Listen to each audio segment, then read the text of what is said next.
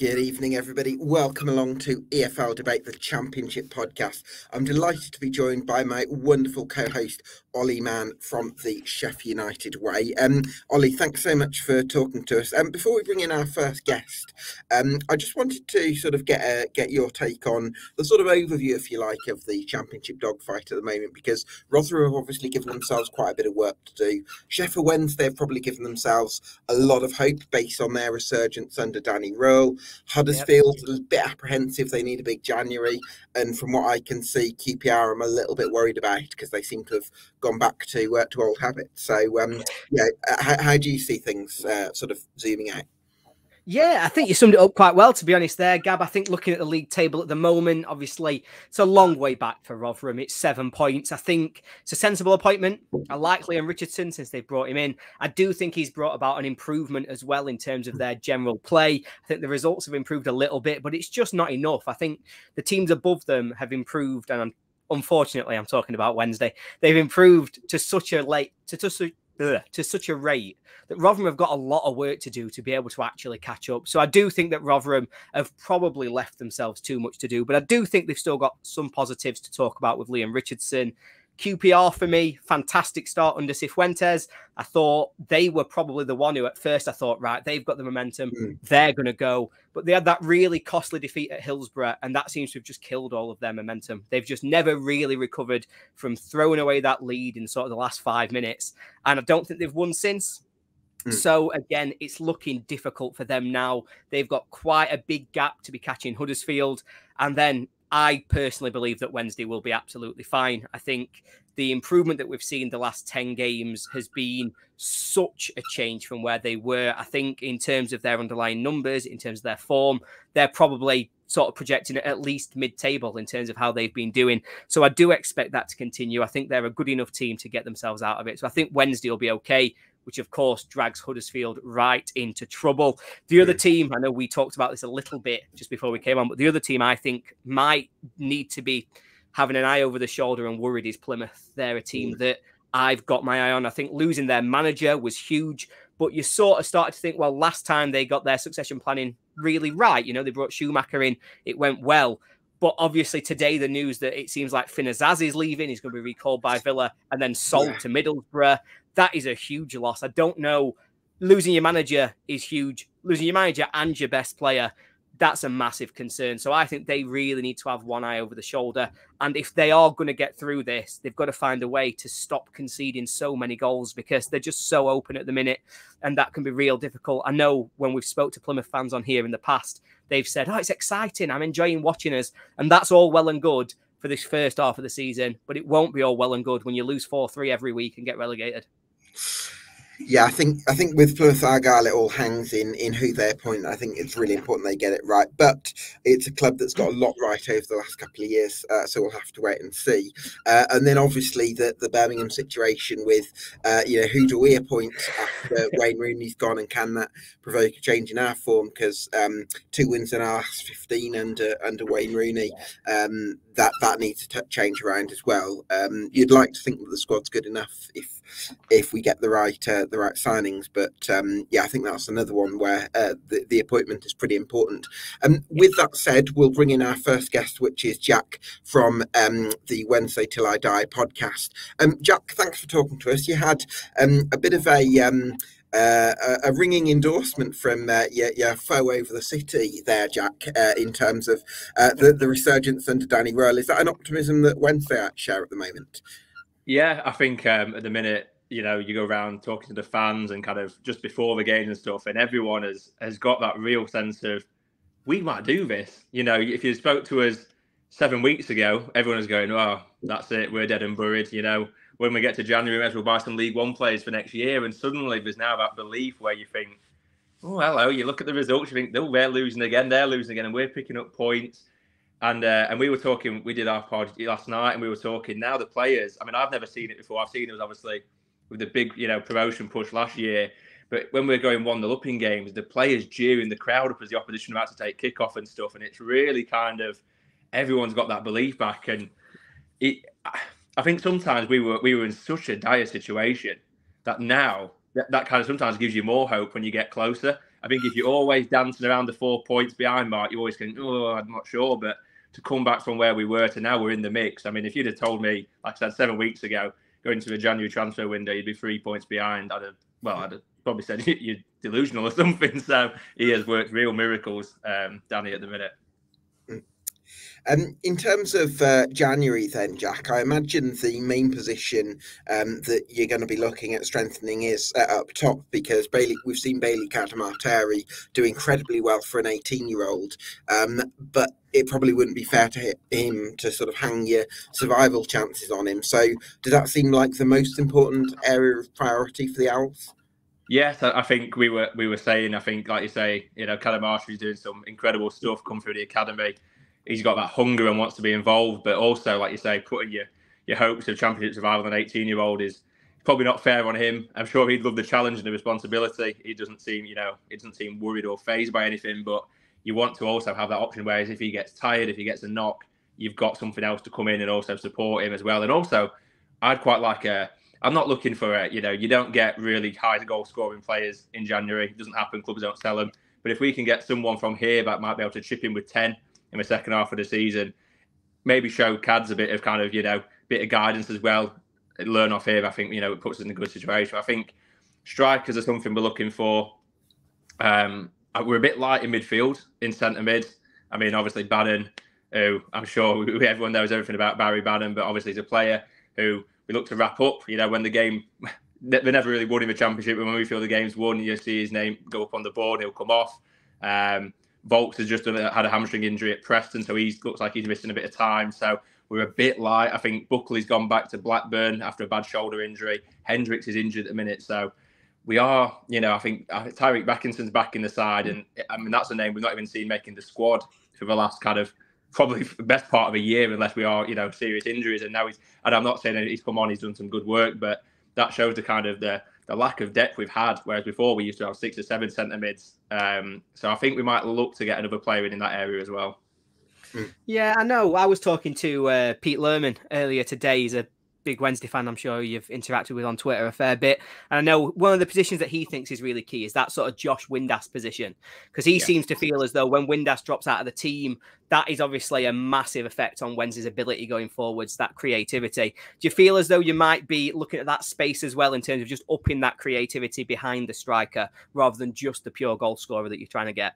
Yeah, massively. I mean, I don't know if any of you caught the game when we played Hull the other night, but that was the first time Windass has started for a bit of time with Bannon in there, with the wingers and Cadamarteri and the football they were playing at times. The link up, it just took us to another footballing level. Whereas when Windass does drop out, we do drop a little bit in there. He has got that footballing brain just to quickly move the ball, makes the right decision, looks to unlock the defence, and we all know. I think Windass is probably our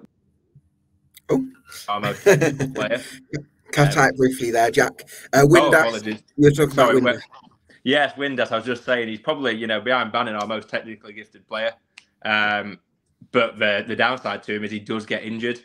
Similar to Cadamarteri, you wouldn't want to pin all your hopes on just him staying fit for the rest of the season, because again, it's a lot of pressure on one man. So I think another creative midfielder that can kind of push in, look to get beyond the lines as well, like Windass does. And I think we'll be set. I don't want to sound confident because we're still behind, and it can change so fast. But I look at the belief and stuff, and you just think, if we can get January right, but it's a big if, because with our ownership, you never know what might happen. We might, how deep the Ben pockets go, I'm not too sure. But we'll have to see. Absolutely. I suppose in terms of numbers that are required, you've mentioned the midfield area there. We've talked about the striker position. I imagine you're looking at sort of hopefully bringing in another 4 or 5 players. But they've got to be players that probably suit the Danny Röhl sort of system, which seems to be centred around being very aggressive against the ball. Yeah, definitely. I think, what I'll say about Danny, he's very young in his managerial career. I think he's 34 years of age. But he's come in, he said to the likes of Gregory, who's an experienced pro and a well-loved pro at Sheffield Wednesday, and said, at the minute, you're not where we want you to be. And he's out of the squad. So, he's clearly got a vision and a plan of who he wants and how he wants to play. And if you don't hit those metrics, you're not going to play. Which I think, for a manager of his age is a really it's a brave thing to do. A lot of managers would probably, adjust and accommodate to what's already there and try and work with that. But he's clearly got his plan. So, I mean, we were talking last night, the contacts that the management and the backroom staff have got. Obviously, Danny did a load of work with the German national team, Bayern Munich. We've got Chris Powell, who's worked at Tottenham and with the England setup. There's going to be a lot of contacts in there. And we were talking, for clubs like, your top end clubs are looking to maybe loan a few young players out. We the likes of Gassama, Masaba, Kadamashi, he's not scared to play youth players. You might say, do you want to go and play at this team where there's a lot of exciting football happening? And he does like to play how, and I'm not saying we're at that level, but how a lot of the top end teams like to play a high pressing game, get up the pitch in the faces, play at pace. So if they can learn that, whilst probably getting roughed up in the championship and toughen them up, they'll probably benefit all round. So I would imagine that we were saying last night, I think the players we get in, I'll be honest, I don't think we will have heard of a lot of them. I think there will be a real kind of, a bit like off the film, off Moneyball, where, they're hitting metrics and criteria. And as long as they hit them numbers, we'll give them a go. I would like to think the days of Sheffield Wednesday just signing, quote unquote, big names and chucking money at them. Oh my God, yeah. Are long past us, because that has put us in a load of trouble over the last few years. So obviously there were rumours going around a few weeks ago where they were saying, they'll get a 30 grand a week striker in. I don't think that'll happen. I hope that doesn't happen, because I just think it'll be chaos. I just can't see it ever coming off. But yeah, I think the key to all the signings we'll have will be that Danny Röhl will have looked at them all. There'll be his signings, I would hope. And then I'm really confident that going into the second half of the season with his own players, I mean, the fact he's done this with players who he didn't even sign, for me, is incredible. But once he's got players where he can go, right, you're going to be in that position and do X, Y, and Z, I think we'll be in a really, really strong place to push on again. That makes a lot of sense. I suppose what I'm really curious about is Danny Röhl is obviously a very young coach, and he clearly does his best work on the grass. And he's coming into his first transfer window. Sheffield Wednesday don't, to my eyes, have an awful lot in terms of... In fact, do you know what? I don't know, because when Darren Moore left in the summer, you were recruiting, I think, for a head of recruitment. I don't know if you've actually recruited a head of recruitment since then, or whether that position's still vacant, in which case Danny Röhl will have to do a lot of work in terms of the recruitment side, won't he? Yeah, I believe they got, and I could be wrong, but I believe they did get someone in who was from Arsenal, who came in and took that job on. Now, I can't remember whether they came in before we signed any of our players in the summer or after. So I don't know who signed our summer players, but I know they have got a head of recruitment back in now. And we're looking to make that. Now, for me, I'm sure Danny is, and the head of recruitment having a long conversation about what they're after. I think some of the signings we made in the summer are looking like really good bits of business. The likes of Gassama, Masaba, Momo, Diaby has been brilliant as well. He's only had 2 appearances, but he looks like a bit of a gem for a championship midfielder. Talk to us about Diaby then. He's not someone I'm hugely familiar with just yet. Yeah, so we signed him from a Portuguese club, and the name has gone away. So he's on loan with a potential to sign for the year. And now he made his debut, and Sod's Law had a brilliant 30 minutes. And then I think someone stamped on his foot, and he got quite a bad foot injury. And at that time, I think they said he'd be out for a couple of months, or maybe 3 months. So they unregistered him from the squad while he kind of went through his treatment. And now he's back in. So he got his first game back in against Hull. I think he came on after about an hour. And he just glides around the pitch with the ball. He can just dictate the play. He looks so easy. He's one of them few players that when we watch him, it looks like everything else to him is in slow motion, and he can just decide where he wants to put it and stuff. So he is an exciting player, one to keep an eye out for as well. He's not going to be up there with your goals and your assists, I don't think, but in just terms of control the midfield, he will be one to keep an eye out for. But I think, I've gone on to Diaby and I completely forgot what you just asked me. I do apologise. Sorry. I think we were just talking about recruitment, but I mean, it's funny you mentioned one Diaby there. I'd like to ask you about another Diaby, which is Bambo, who's been playing at centre half. I mean, he looks like a really tough customer. I feel like if I was a centre forward, I wouldn't want to try and win a header against him. Yes, he is. He's a brilliant character as well. He is. You see him all the time interacting with fans. He looks like a gentle giant. Do you know what I mean? Off the pitch, he's always taking photos with the fans and doing everything. Crosses that white line, and he just becomes, he's an animal. I mean, I think he's about 6'5". he looks like, he goes in the gym 24 hours a day. And, when the balls come in, I mean, when he first came into the side, I'll be honest, he looked a bit nervous. I think he wasn't used to, especially when Danny was telling him to play out, he wasn't too comfortable with it. But he's really settled in. And I think he's learned his limitations and said, right, I'll take the ball and I'll make sure I'll just pass it to Bernard, essentially, and let him do the fancy stuff. But balls into the box, heads him away. He's strong in the challenge. He's not afraid to get hurt. And he's a bit of a leader. I think he's also, he's not shy of getting involved in some scuffles. And he got sent off at Coventry after the full-time whistle went for violent conduct. I think him and the other guy were squaring up to each other. But I think with players like that, we always say, if you take that aggression out of the game, they're not the same player on the pitch. Sometimes you've got to dance that fine line, a bit like Christian Romero at Tottenham. If you took that kind of craziness out of him, you wouldn't have the player that makes him so good at the same time. So, but he is a good player. He's now the challenge for him though is Michael Heckler's come back in and came in at Preston, came in at Coventry, at Hull, which is brilliant. At Preston, I think he had 11 aerial duels won. Which is a really strong figure. He is one of those centre-backs that just specialises in winning loads of headers. I think there probably is question marks over him on the ball, I would say, at championship level. But maybe you need someone that's like that, or especially maybe in the middle of a back three if you've got ball players either side. Yeah, 100%. I think when if we're playing the back four, the back three, I think Heckler will just be there as, like you say, that the header and the kicker. I don't want to do him too much, disservice, but Bernard is the technically gifted centre back. Although I will say against Hull, Heckler was spraying it about quite comfortably. So again, probably learning off Danny and his coaching team of what I think the big thing for centre backs when we've been watching them is just relax. A lot of the time when we do lose it, Heckler and stuff, if they do lose it, it's when they get pressed. But I think we've learned now, and it has took time. When we see the team push up, we go to Bernard. He's a lot more controlled on the ball.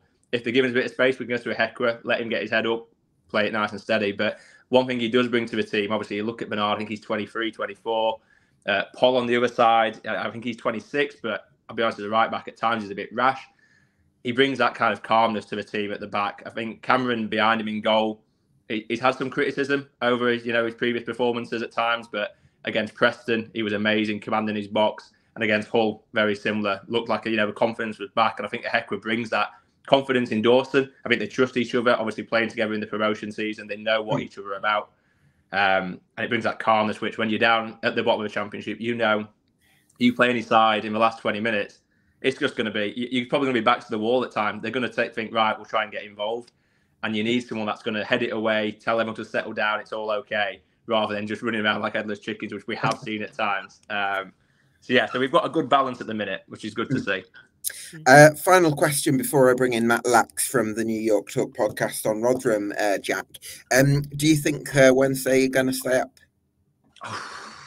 It's a really tricky one. I think January is really key. I will be honest, I think it all relies on the owner of what he wants to do. If we can get players in, and it's Danny and his team that are getting those players in, I'll put my money on that we'll stay up. If nothing happens in the positive way that we're expecting, I think the chaos of Cisco Muniz, in this division, you can't waste 10 games. And we did. We burnt our first 10 games away, and I think we were 12 points behind. And I was kind of saying, most teams, if you started on minus 12, you'd probably say they're going to get relegated. And that's what we essentially did with 10 games less than everyone else was going to have to play. So I think January's key. I'll be, you want an answer, you don't want someone to out of the fence. So I'll sit here and say Wednesday we'll be playing Championship football next season. I think they'll do it. I think the Steel City derby will be on next year, and we'll see how it goes. You've got that to look forward to then, Ollie. Oh yeah, I'm delighted. I can't wait. I'm very happy about it. To be honest, my main thing is I just feel as though Wednesday aren't held up there for the bargain. I'm sure at the start of this season we looked at each other sort of 10 games in and we said, well, don't worry, we'll be just as bad as you so that you make the other teams feel better. I thought that was a nice little agreement. I know, a nice little deal. You guys, bro, break the deal, get all good, and it's just not fair. So if you could just revert back to the agreement, that'd be great. Yeah, well, the danger of it all now is, like I said, we've got Southampton away next. It all looks good now. Bad result there in results, and we're back to 6 points, and we're saying Steel City derby's off again. So you never know. No, for what it's worth, I'm pretty confident that it will be on. I think Wednesday will be more than fine, given how things have gone the last few weeks. I think, like you've said yourself, sort of already having bridged that gap of 9 points in sort of 16 games, you've only got to bridge 3 in the next 20. And I don't see, unless there's a serious regression, I just don't see how Wednesday aren't capable of overthrowing that and finishing fairly comfortably away from that relegation zone. Yeah, we're a team that's been written off before. We were written off in the playoffs. We've been written off after 10 games here. So we just like to keep everyone on the toes, I think. Absolutely. Jack, thanks so much for talking to us and keep up the great work on the podcast. No worries. Appreciate it, guys. Have a good one. Cheers, man. Jack speaking to us there from the Wednesday Till I Die podcast. We're switching across South Yorkshire now, and we're talking to Matt Lax from the New York Talk podcast on Rotherham United. Good evening to you, Max. Thanks so much for talking to us. You've made...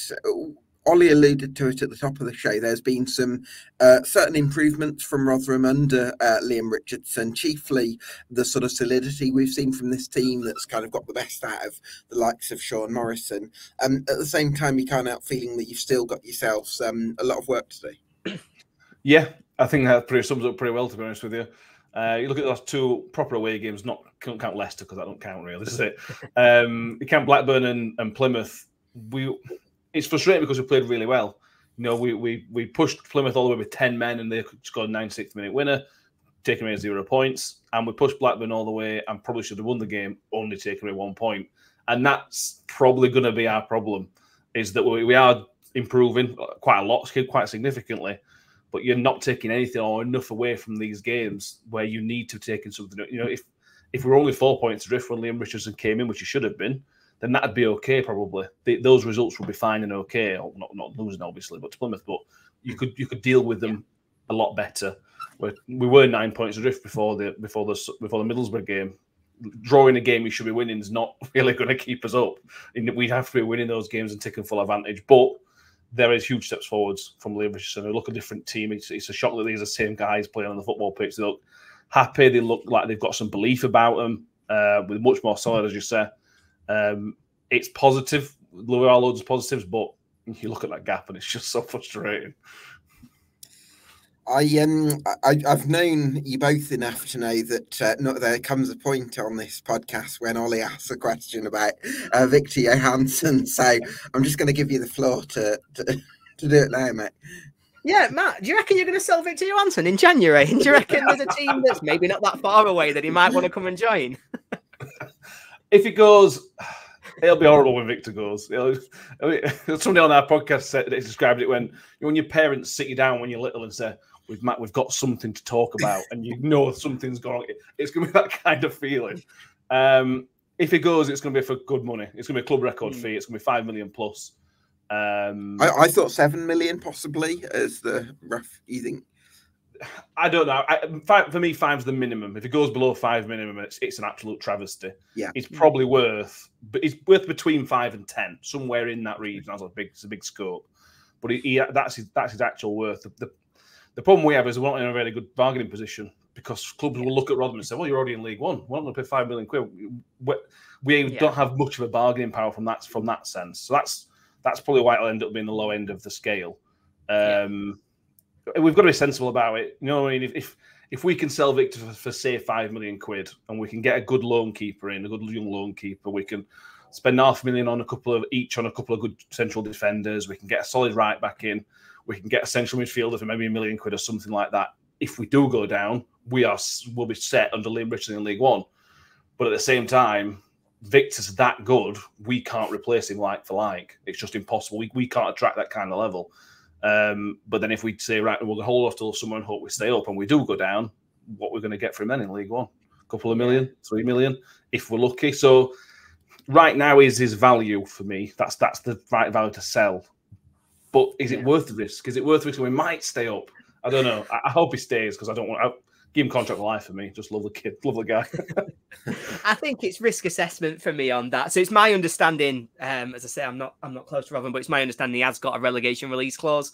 So if you do go down, I think he will drop significantly in value in terms of what teams can pick him up for. So obviously in Rotherham's position, and historically, obviously, Tony Stewart has done lots of things for the club, but he's not exactly a big spender. Rotherham aren't in a position where that kind of money can be turned down. So I have to admit, I would be expecting it to be tested, shall we say, this January as to whether or not he can stay. But like I say, for me, it comes down to that risk assessment, because I said at the start that I don't think Rotherham will be able to stay up. I think that there's just too big of a gap to try and bridge. And I think the improvement that we talked about before with that other team, I think that causes problems in itself, because it means that you're chasing a moving target. It's not just Huddersfield that you've got to get. Realistically, it's going to be Huddersfield plus.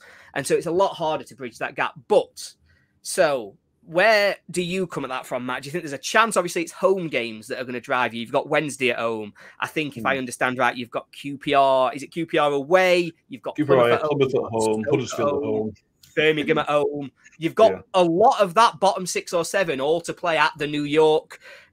Is it doable, or do you think it is just prep for League One now? It's definitely doable. With the improvement we've seen, it's definitely doable. And what adds into that is the away performances have skyrocketed. I mean, they were on the ground before, so that's not hard. But the away performances look so much better. And we are going to win away from home. We are going to pick up points away from home this season. So if we can keep that home form steady, you know, it's not amazing, but it's steady. If you keep that steady and then start picking up a couple of wins between now and the end of the season away from home and a few draws, then you start thinking, well, that's not far off. You know, there's question marks over Huddersfield, big question marks over Huddersfield. Mm.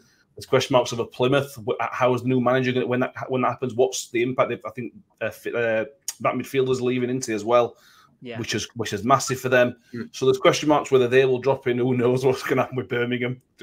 Who knows? So there are teams that could really drop into this. And I know you said about Sheffield Wednesday is a moving target. Well, they're helping bring other teams in. They're helping panic everybody else, which actually might help us worry some of those other teams. QPR's good start on this Fuentes has dropped off a little bit. Mm-hmm. So they're struggling a little bit. So look, it's doable. 7 points is not the end of the world with 20 games left or something like that. If we have a good January, it's kind of about getting bodies in. We're playing one centre half at the minute in a 3 at the back, which is hurting us quite a lot. So if we can get bodies in the door, it's doable.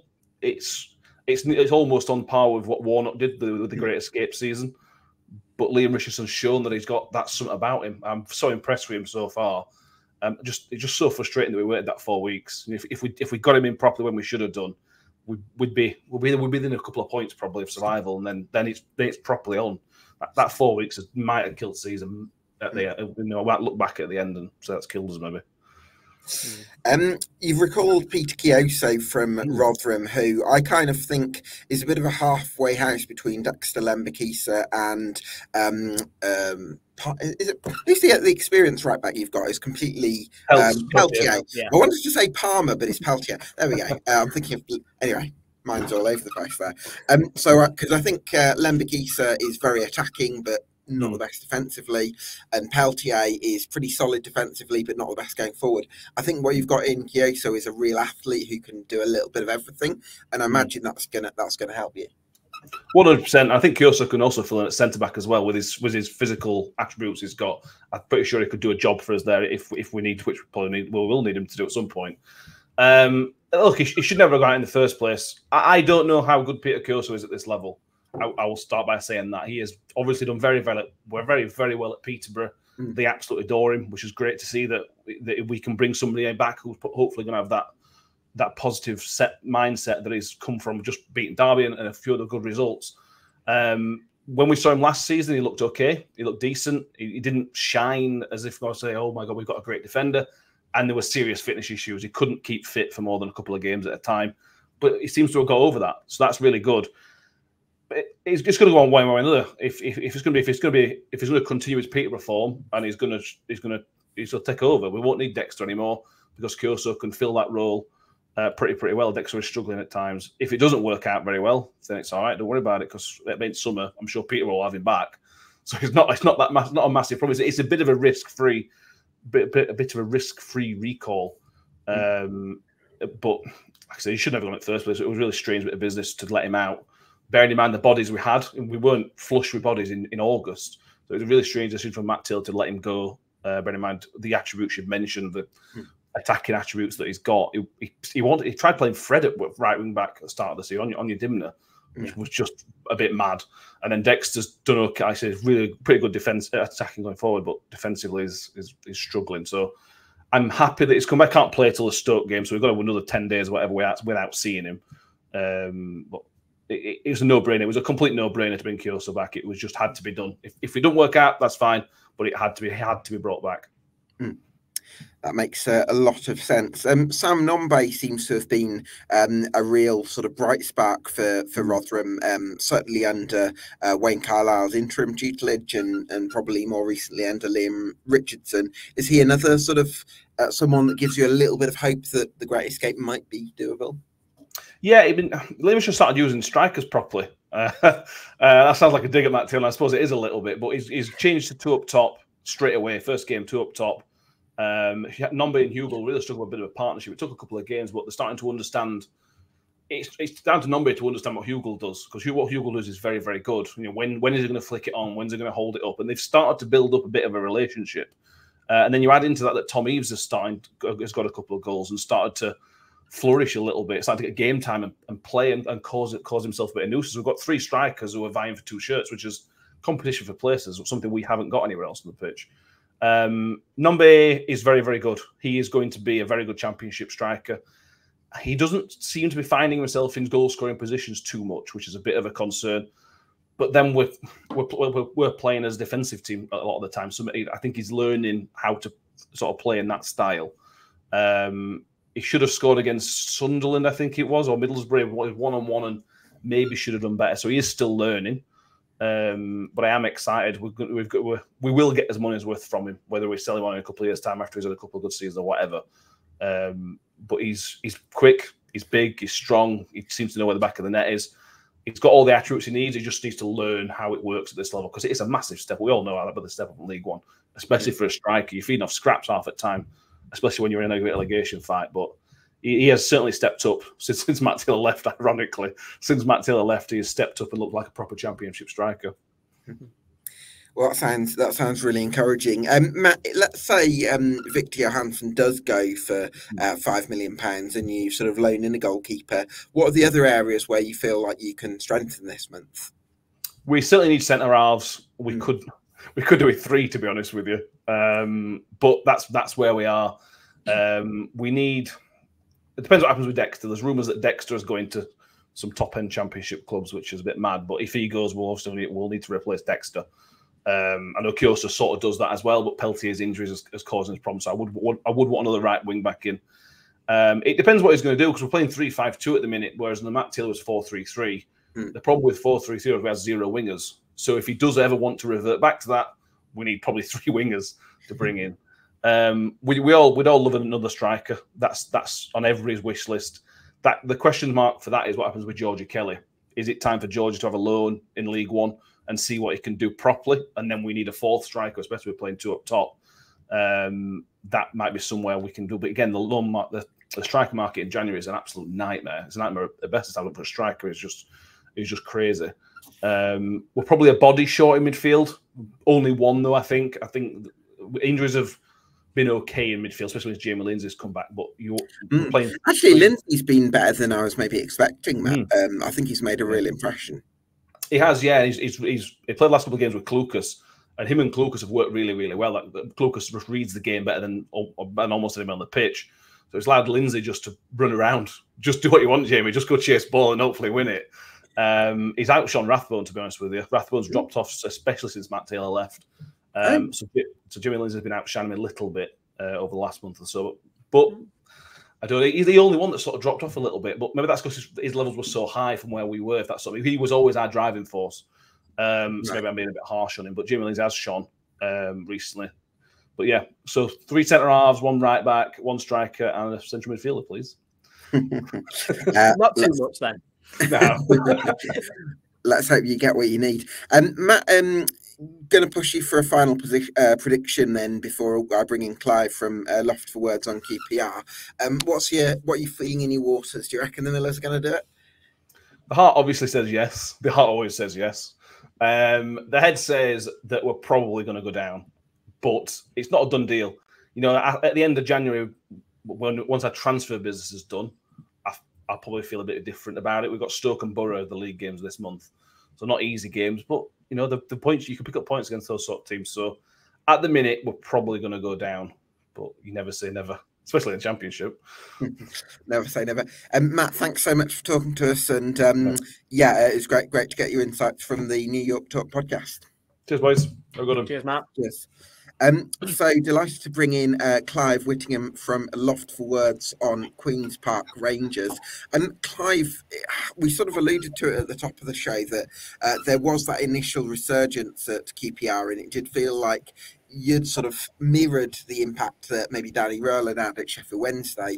More recently, other than the draw at Ipswich, it's dropped off a little bit, and I suspect from your recent blog post that you're feeling a little bit more pessimistic again. Yeah, well, I was pessimistic to start with, as you'll recall. I do recall that, yeah. Yeah, I mean, it says something about how rotten the culture at QPR is that even Sheffield Wednesday are able to sort of pit themselves up and go past you with everything that's going on there. So, you know, that's where we are. Sheff Winters, he came in and he's done a lot of good and made a lot of changes, but it's still the same group of players. It's the same group of players that have seen off 4 managers, same group of players that have been losing games for 2 years, all the same weaknesses mentally and in their ability. They're not strong enough for the Championship, either physically or ability-wise. They're not very good footballers. So yeah, they sort of picked up a little bit for the new manager, but they've quickly slipped back into their old selves. And you saw it over Christmas. Like, we had very important games against Sheff Wednesday. If we'd beaten Sheff Wednesday, we were winning that game until 4 minutes off the end. That would have put us 10 points clear of them, and now they're above us. Millwall, we could have gone within, I think, 2 points of them. Lost, and they've won a couple, and they're off and away in the distance now. And then Cardiff, again, like absolute must-win game at the weekend, and played as we did. So it's the same group of players. You know, I see threads on our message board and Twitter about, oh, he's picked the wrong team, or he's made the wrong substitution, or I didn't like that. Or 2 years, 5 managers, you know, it's the same group of players, it's the same ownership, it's the same chief exec. You know, it's not the manager. Like, anybody could be in charge, really. I remember you saying on one of your most recent blog posts, Clive, that this team has this habit of sort of adjusting its performance levels to slightly worse than the opponents you're facing. And you said that, you know, despite, you know, what some would have considered to be quite an encouraging performance at Ipswich Town, who are, you know, having an astonishing season, brilliant team, you managed to keep them, you managed to nullify them. You know, I would have probably looked at that performance as, you know, oh, gives us a bit of encouragement, and you've sort of said we're going to lose to Cardiff in the next game, and that's, you know, that's pretty much what's happened. So I guess that shows the mentality of the group, that there's something missing there. Yeah, the mentality is in the bin. I mean, we're a year on from me driving away from Fleetwood when we lost in the FA Cup, and Neil Critchley, who was 3 managers ago, you kind of lose count. He said the mentality is in the bin and it needs to improve. He said, when I was at Blackpool, the rest of the Championship saw QPR as weak and gettable, and I've no interest in that. And the players are going to have to butt their ideas up. And that was a year ago when they saw Critchley off, and basically nothing's changed. We do, it seems to me, always sort of play at one level under our opponent. So like Leicester and Southampton are probably the best 2 teams that we've played at home. I would have them at about an 8 out of 10 on the days that we played them. And we played them at a 7 and lost by a goal. And you think, oh, that's okay. If we play like that at Sheff Wednesday next week, we'll win the game. So you play Sheff Wednesday, who was somewhere around a 3, and we play them at a 2. And it was the same at Millwall. Millwall were not very good, but they beat us pretty easily.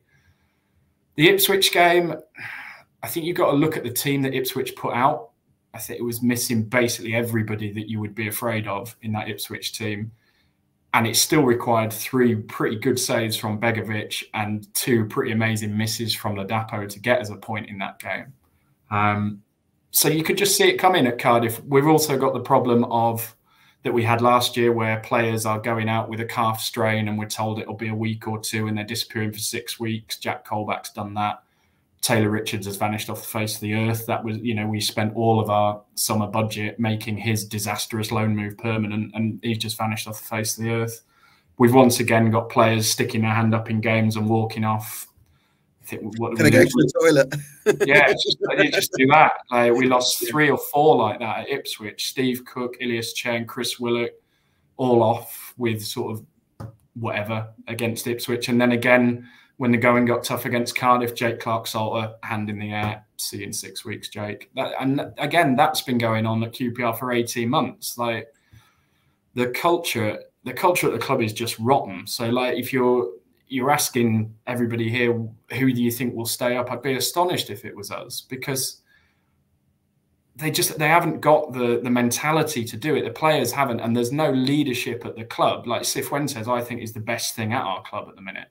Really? He's surrounded above and below by just dreck in every direction. I mean, Ollie, I feel like when we spoke to Matt Lax, the Rotherham fan, just a moment ago, although they were in a difficult position, he was feeling a little bit bullish. Not that he said we're definitely going to stay up, but he felt like they had a fighting chance. Sheffield Wednesday definitely have a lot of optimism. Huddersfield, who we'll talk to a Huddersfield fan in a moment, a little bit apprehensive, but a bit of encouragement from recent performances at QPR. Are they probably the likeliest team to? Are we talking about the likeliest team to go down at the moment? Yeah, it's so difficult, because judging it on its merits, I do think that QPR are better than Rotherham. I think they've got something in that squad. You look at some of the players, and I don't know what's changed over the last 12, 18 months from the team that was doing so well. They were absolutely flying, and yet they just seem to have had this continual drop, and that mentality is so hard to turn around.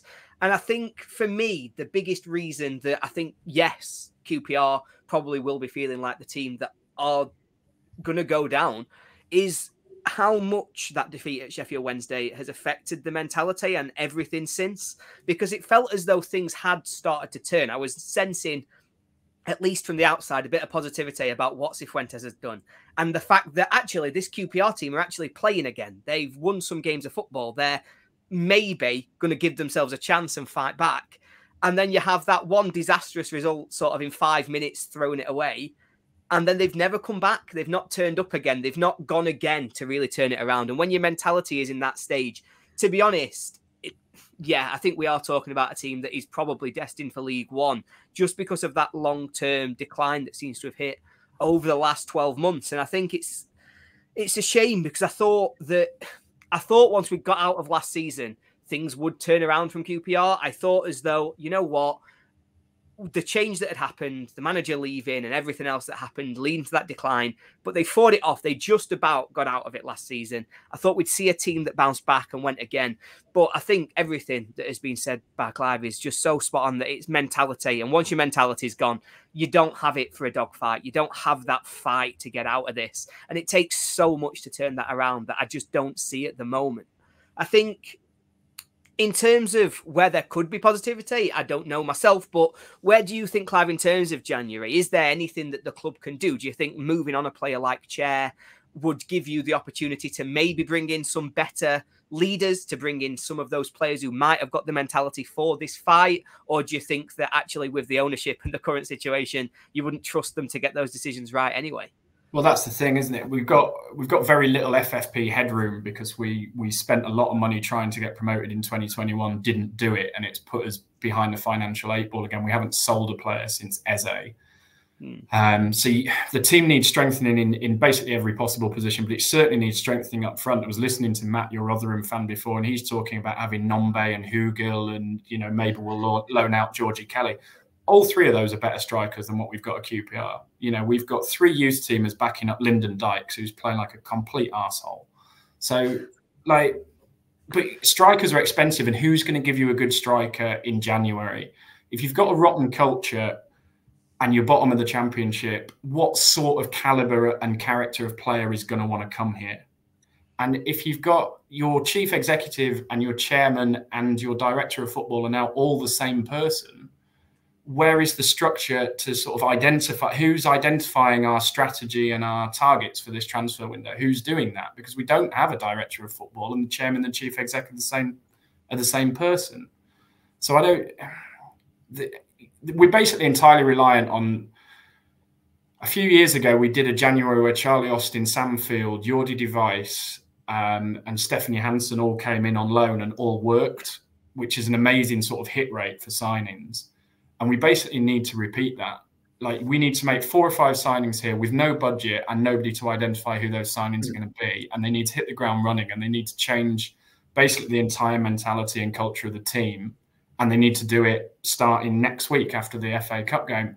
It's an incredible ask. And well, I tell you what, Clive, I've got asked, to recommend players for QPR, and I'm sort of looking at the lower leagues. I don't think QPR have necessarily got the budget to sign the best players in League Two, because, for example, the top goal scorer in League Two, a guy called Macaulay Langstaff, Notts County fans reckon it'd take a couple of million to take him away, and there's no chance QPR have got that sort of money. So, and that's before you get to anything in League One.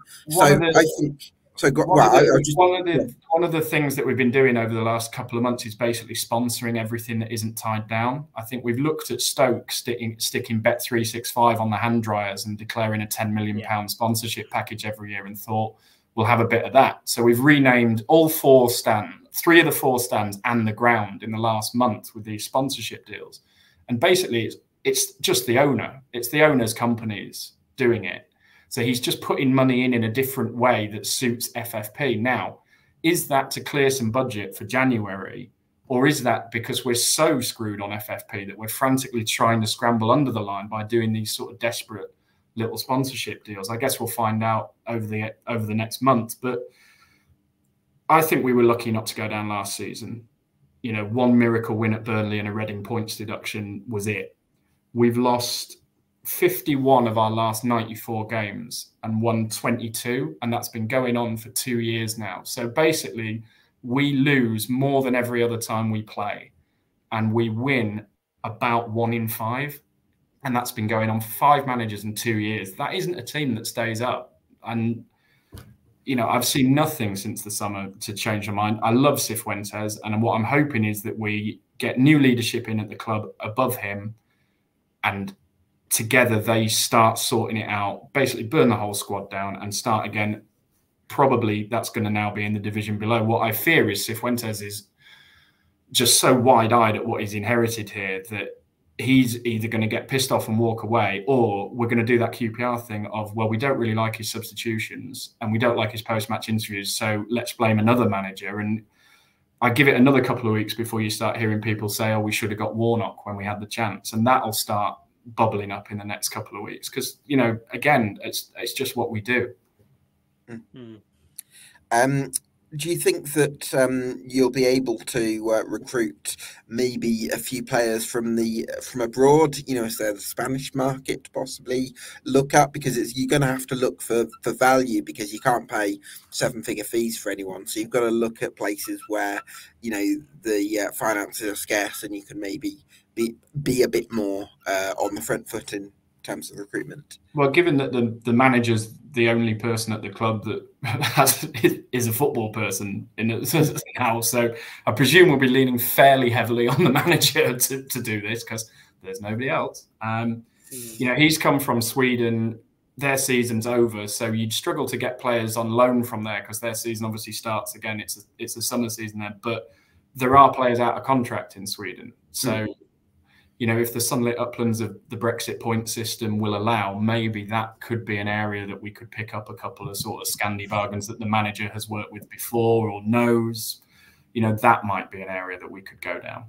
But like I say, we're still waiting to see, are those sponsorship deals clearing money for signings, or are they because we're properly in the FFP shit? And I guess we'll know by the business we do this month, and also when the next set of accounts lands at the end of February, sort of where we are on that. That makes a lot of sense. Clive, thanks for talking to us, and absolutely love your blogging on Loft for Words. So, thanks for your insight. music to kill yourself to, as always. I'd love to come on here when we're doing well. Can I play like the next time? I'm sure. Games, come on. One day, Clive. One day. Cheers, lads. Yeah, cheers, man. Cheers, mate. So our next guest is Will from Annie Takes That Chance podcast on Huddersfield Town. It's a pre-recorded segment, so if I can just find the video file now, and we should have that ready to go right now. So I'm joined by Will from Annie Takes That Chance podcast on Huddersfield Town. And Will, I just wanted to ask you how you're feeling about Huddersfield's survival chances at the moment.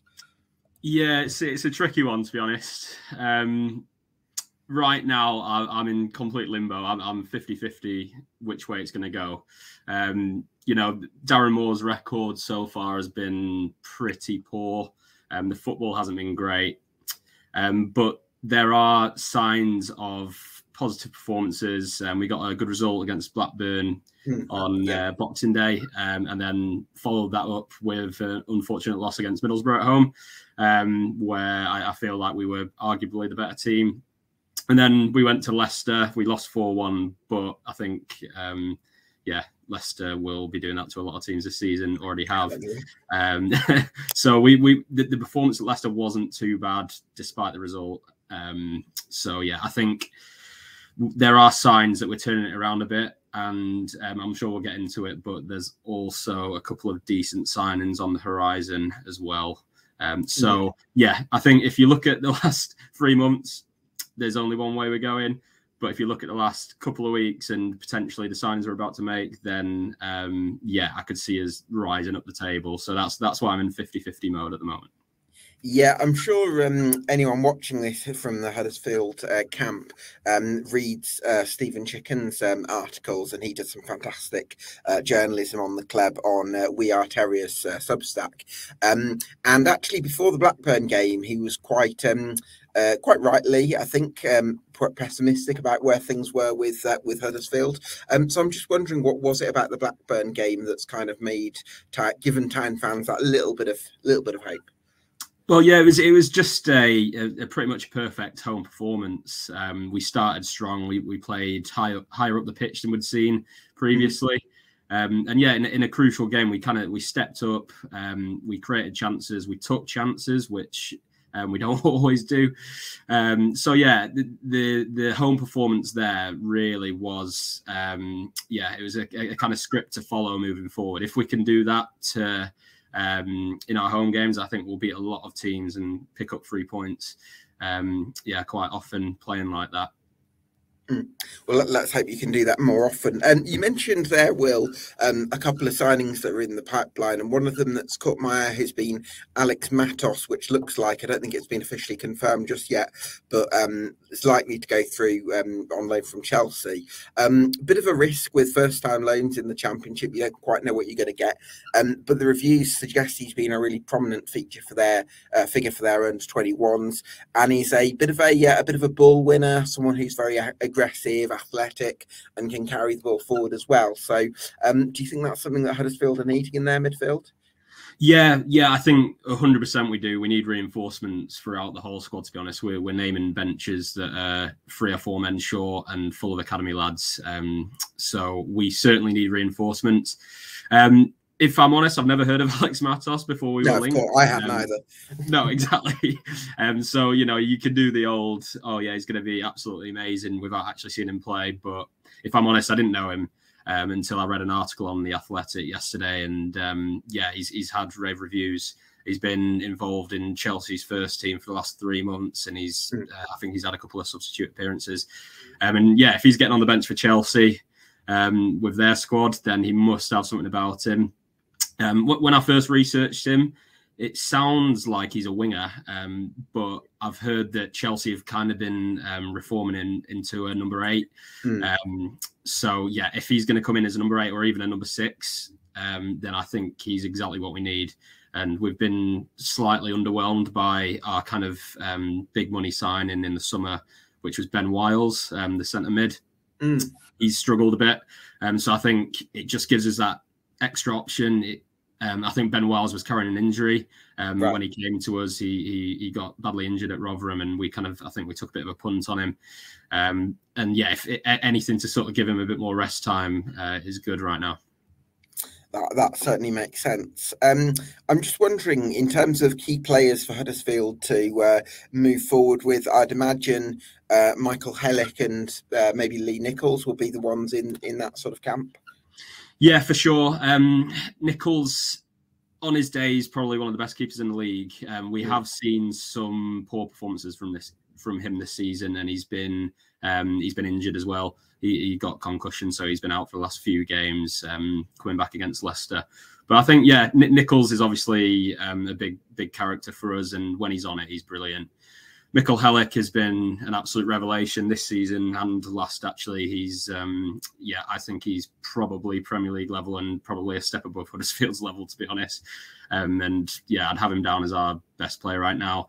And then when you look further forward up the pitch, you've got Sorba Thomas, who is really, really stepping up as well.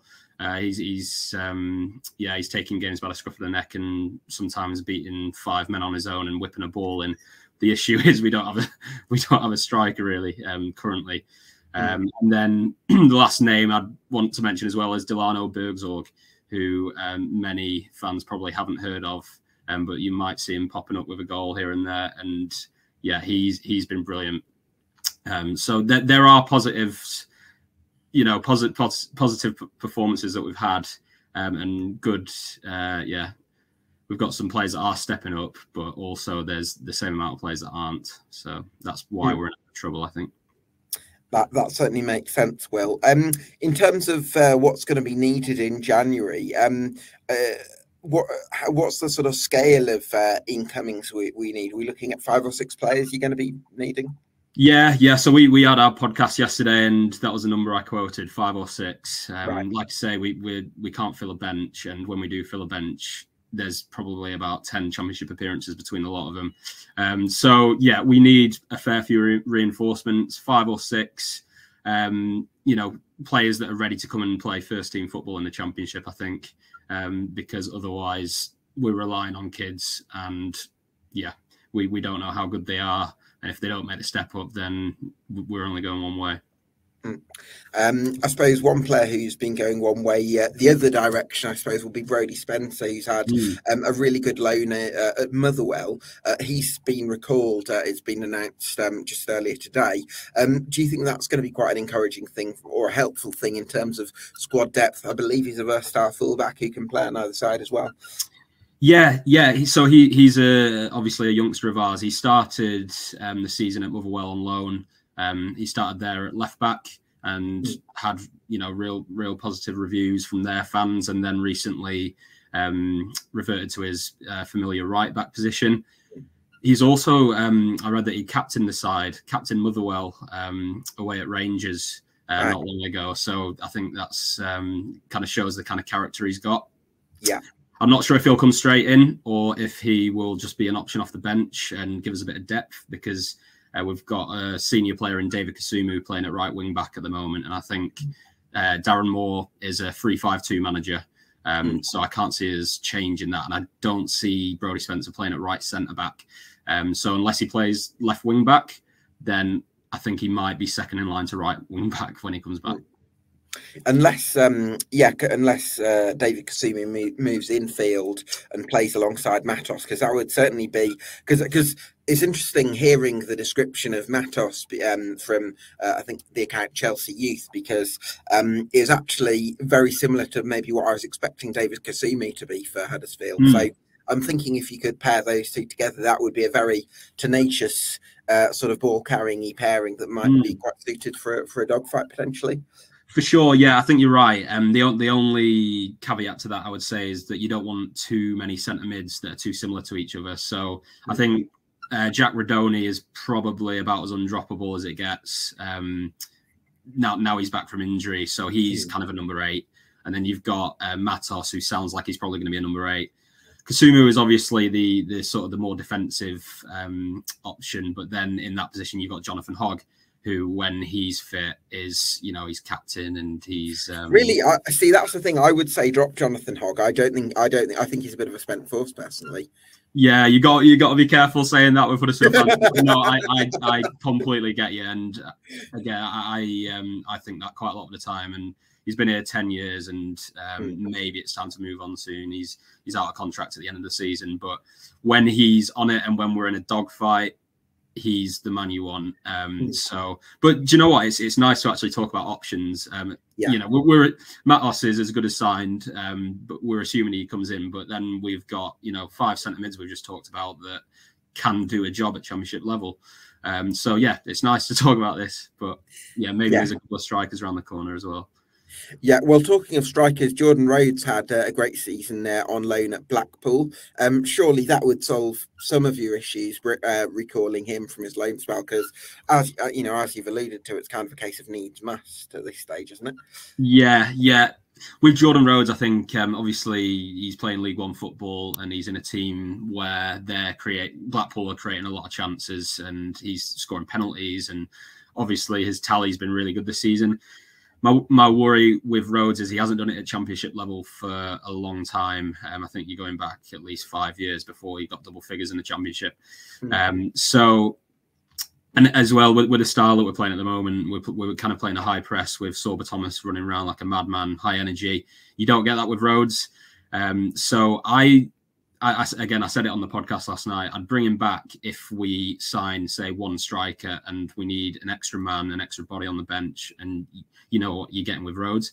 Sure. If we were to sign 2 top strikers, I don't think we need him as well as Danny Ward as well, and maybe the returning Keane Harrett. So, and as well, you probably got to consider Jordan Rhodes' perspective with this, because he's firing him in League One. He's got a playoff push with Blackpool. And does he want to come back and sit on the bench at Huddersfield? And yeah, it's up to. I think you've got to take his point of view into consideration as well. Yeah, no, I think that's a great point. In terms of what's possible in the January transfer window, do you think the funds will be there from Kevin Nagel to bolster the squad? Yeah, for sure. I think he's. I think it's time for him to put his money where his mouth is. We had a very underwhelming summer window. I think we had 20 go out and we only brought 4 in. And our big money signing was Ben Wiles, and it was about $1 million, which, you know, is quite a lot of money for us. And we called it a significant fee, but to stay afloat in the Championship, it needs more investment. And it feels like every game now we're being bitten by the fact that we underinvested in summer. But the noises are good. I mean, we're on the 3rd of Jan. Alex Matos coming through the door. There's been a striker rumoured today who apparently we're spending a bit of money on, and he's been firing them in a European league. So yeah, I think there are positive signs that Kevin Nagel's going to spend some money this month. So, Will, you said at the top of our interview that you're feeling like it's 50-50 chances of staying up. I'm going to ask you which 50 you're going with at the moment. Well, I've got to be positive, haven't I? And I think, like I said, these signings will just push us on a bit. I think, obviously, Sheffield Wednesday have turned their form around and they've been brilliant. I watched them against Hull and they're bouncing at the minute. They're on a literal roll at the minute. So they are, I think they're on their way up and they will probably overtake us soon. QPR had a bounce. They seem to have simmered down a bit now, and I believe they've got a couple of quite big injuries. So that might stop their progress a bit. And Rotherham as well, you know, they're always good for a result when you least expect it. They're a tough team to play away from home. So, yeah, I think the teams below us worry me. The teams above us, I think, are where we need to be aiming. So, you know, Plymouth, Birmingham, Millwall, Stoke. I think if we can catch up to 1 or 2 of them, then it gives us a fighting chance. And, yeah, I'm going to say we're going to stay up. Will Harris there talking from the Wednesday, no, not the Wednesday Till I Die podcast, the And He Takes That Chance podcast on Huddersfield Town. Probably never going to let me forget that. Put your teeth back in, Gab. I know, exactly. Crazy. Ollie, just before I let you go, quick sort of final zoom out. Has any of the conversations from tonight sort of altered your thinking on any of the teams? I'm a lot more negative on QPR than I was before, I'll be honest. I came in thinking, oh, maybe QPR will have a chance. I think QPR are done, Gab, so we'll write them off. All of a sudden, Rotherham are back in the conversation. I think for me, the conversation with Huddersfield's really key because I didn't realise they would have any money to spend, if I'm being honest. So I do think that could make a difference. But I think we'll know whether or not Huddersfield... We'll not know if they can stay up by the 4th of February, but I think we'll know if Huddersfield are going down by the 4th of February. Their next 4 games are absolutely massive. So it's Plymouth at home, Blackburn away, QPR away, Wednesday at home. If you win 3 of them, you're playing against your big rivals. So you beat Plymouth, drag them back in. You beat Wednesday, push them below. I like your little pop music. Drag them back in. You've got to commit, Gab, otherwise people don't take you seriously. Yeah, I might do it more. But yeah, if they can beat Plymouth, beat Wednesday, beat QPR, for example, that's fantastic because suddenly they've got breathing room again. They're pushing away and they've also dragged others into the dogfight. But you lose to Plymouth and you lose to Wednesday, and all of a sudden you're looking at Huddersfield and thinking, actually, they might be gone now because it's a long way to catch Plymouth. Wednesday would then be above them. So I think I'm still saying that if I was to pick 3 today, it would be Rotherham, QPR, Huddersfield, with Plymouth, the team just outside the dot, and Wednesday probably relatively comfortable in the end.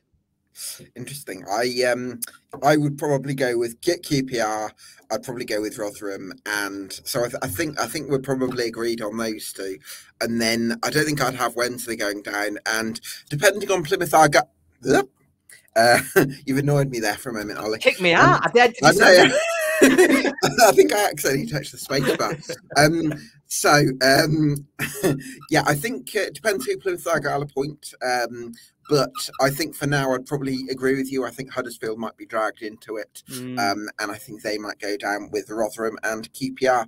And there you have it. Ollie, thanks so much for your company this evening. Really enjoyed chatting about the Championship dogfight. Thanks to all our guests. And thanks to you for watching at home. This has been the EFL Debate Championship podcast. We'll see you again next week.